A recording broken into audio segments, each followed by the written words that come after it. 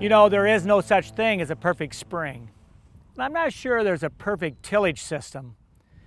There's always a temptation to carry the flag, whether you're really solid in the no-till or strip till or vertical till. You kind of carry that banner and you say, this is who I am and this is where I'm going to stand. And sometimes we go down in flames when Mother Nature throws us a curve. For example, the spring of 2018 here has been a real challenge. And so as we look at how we started out really wet and cold, and then we got really dry. And as we planted through, for those that didn't really slip into the conserve moisture mode, there are some painful stands. So how we do tillage in front of a planter has a huge impact. And at this stage, when we start to look at young corn, are we happy? Are we just so-so? Or we're saying, man, I don't know whether I should tear this up or not. So let's talk about it a bit. You know, on our farm, we have several types of systems. Obviously, we no-till a lot of soybeans. That's our main program. We'll come in and no-till in the standing corn stalk soybeans. On the corn side, especially on our seed corn side, we do a lot of tillage. And weeds are always an issue. And I'll be the first to say I love vertical tillage. Started it way back in the 90s. Some of the first that was done, and we carried and promoted it heavily versus a soil finisher making a horizontal pass. But I still own soil finishers. And as much as it hurts me, we used it a lot this spring because chemicals were struggling at the extreme dry that we had. And a mechanical way to take some of these weeds out with a field that was going to go into seed corn was really our only choice. If we were going to come in and run a vertical chopper harrow over it, and we're only doing tillage, say, at 3/4 to 1.5 inches deep, we make weeds mad, but we don't eliminate them. So we would come in, full sweeps, we would come in and do tillage at 3.5 inches, and we'd take them out and we would plant. But we were very zealous about keeping the planter really, really close to tillage. For those in the neighborhood that did tillage a week or maybe a week and a half ahead of the planter, they basically sat and looked at the southern sky and said, let's hope we get a rain to come through, and we're going to have some moisture here before we can plant. And so in our area, you see a wide range of corn. We got corn in the V6, soon to be V7. And we got corn that's just leafing out of the ground. And so it just depends where you're at and some of the circumstances that you had. So it comes down to common sense. How do you and I make the right decision?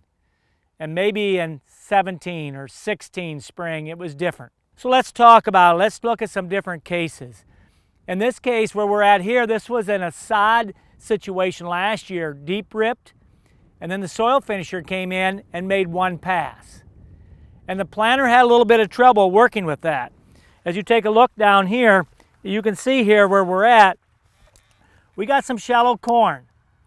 And this in case, we know that it's not in dry ground. If it was in dry ground and we saw this kind of difference, and when we dug the plant up, there wouldn't be the difference in the seeding depth itself. So as we come in here, let's just dig some of these up here and we'll just take a look at them. We'll lay these little guys aside. Then we'll dig this guy here that's a lot larger in diameter, also much, much taller, and we'll take a look at him. So as we look at these different plants, you can see in this case, we look at the mesocotyle. You can still see the seed. This is a DeKalb seed. It's a green treated seed. And you can see the seed where it's still intact. In fact, it's still feeding this plant. Until this plant gets up to V5, it's going to live right off of this seed. And this seed still has some integrity to it. But you'll notice from the seed to the base of the plant, we have almost 1 inch in there. This planter was set at 1 3/4 inches in this field. And that makes sense to me. You would measure the mesocotyle and add 3/4, that's planting depth. This little guy, if you look at his mesocotyle, he's what, 3/8 of an inch long at the most? And so he was shallow planted. As the planter came through this field, being in a work condition, being in some soddy conditions, this plant was just shallowed up. At the end of the day, there's too much difference here. This guy just turns into a weed. And so he's not going to ear. And he'll be drawn in all kinds of sunshine, moisture as we go through the growing season. But the normal plants in here, and it's not an extreme problem here in this field. We kind of had to look for some of these areas, but at the same time, these shallow planted seeds are standing out. If you had one of these per 1,000th of an acre, you're looking at 7 bushel hit. So as we set our planters, due to the tillage pass we made in front of it, we have to think through some of the conditions we are. We mentioned there's 5 different types of tillage that you can do in front of a planter. In this case, we're in a ridge till farm. And you know, the ridges were dry when this planter went across, but there's probably several things that stick out here. First and above all, we can't forget the basics. This planter is really struggling on singulation. And you can see it dropped 3, we got an 18-inch gap, it dropped 3, and then again a single and then a gap. And so no matter how we set and dress our planter, we must be set up for success. And singulation is always the key.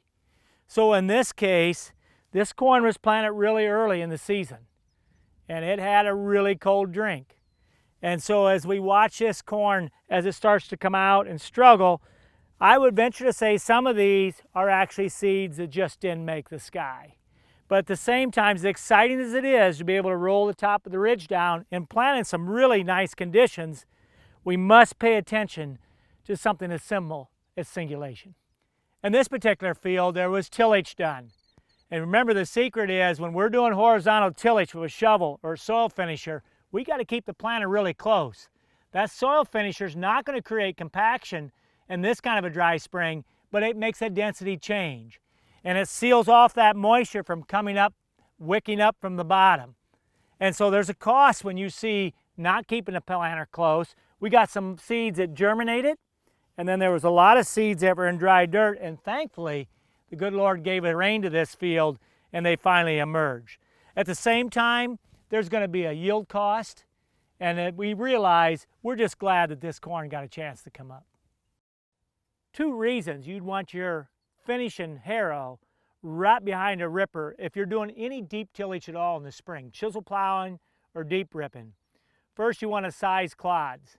You want to take those softballs and soccer balls way down, hopefully get them to, golf ball size if we could. In this case, we could not.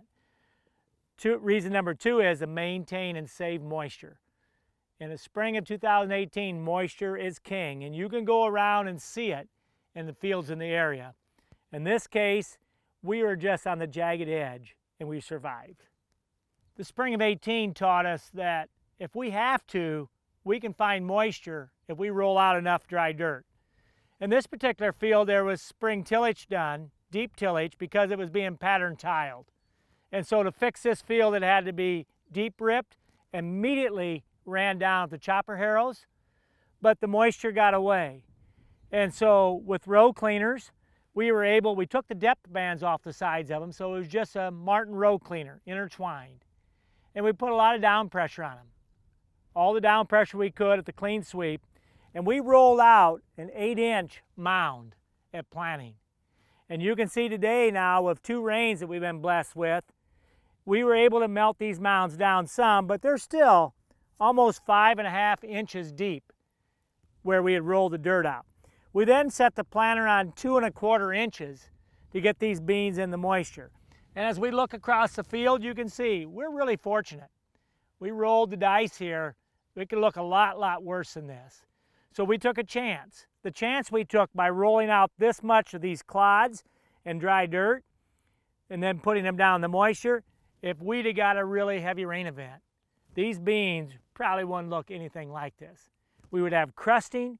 We would have dirt silted in over the 2¼ inch planting depth. We'd have probably had beans down to 3 inches in depth, and sometimes they just flat run out of push. So in this case, in a lot of farms in this area, guys went for it. Row cleaners went down, mounds were built, crop came up, and we're sitting in a pretty good situation. Let's hope that this is 1 out of 10 years, or maybe 1 out of 15, that we'd run into these kind of dry scenarios. So in conclusion, we need to be open-minded. We need to have a wide arsenal. Yes, we talk all the time about efficiency and profitability and managing costs. But for you and I to be successful, we can't predict what the next 2 springs ahead of us are going to be like. We need to have an arsenal and a range of different tools, and then an open-mindedness to use them at the proper times. understand how they work, understand the impact it has on the planter, and at the end of the day, understand the impact it has on our final plant count. Because ear count always wins. And so, even though I'm an added vertical tillage guy, we did a lot of acres with a soil finisher this year. And so, you and I need to be flexible, and to win big, we need to make the right call at the right day.